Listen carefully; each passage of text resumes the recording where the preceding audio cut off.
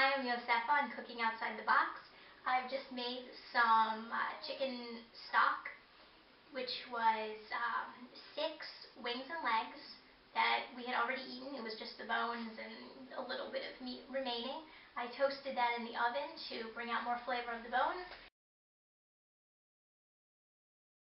I added 2 carrots, 2 celery stalks, 1 large onion quartered, and 2 bay leaves, 1 or 2 is fine, and a big clove of garlic. You don't need to peel anything, just chop it coarsely. Went in my pressure cooker for almost 30 minutes, and now I'm going to strain it into this pot.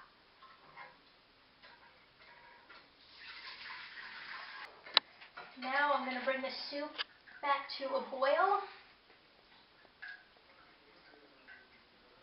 and I will tell you about my knedlach, or matzo balls.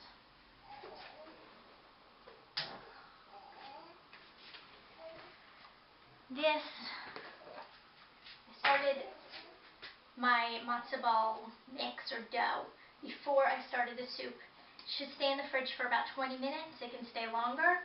That gives it time to soak up the water in the eggs. This is, you can half it, quarter it, it's fine. This happens to be 1 cup of matzo meal, 4 eggs, 4 tablespoons of cold water, 4 tablespoons of oil, 1 teaspoon of salt, and half a teaspoon of pepper. I used white pepper. I'll be right back in a few minutes when this starts to boil. I'm back with some boiling soup broth,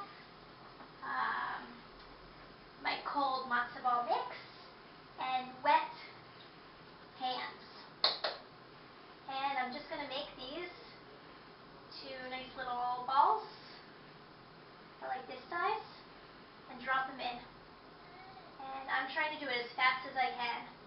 Now, if you have a really big pot of water and you're making it for a lot of people and you have a lot of splashing going on, you can drop them in, 4 or 5 at a time on a slotted spoon.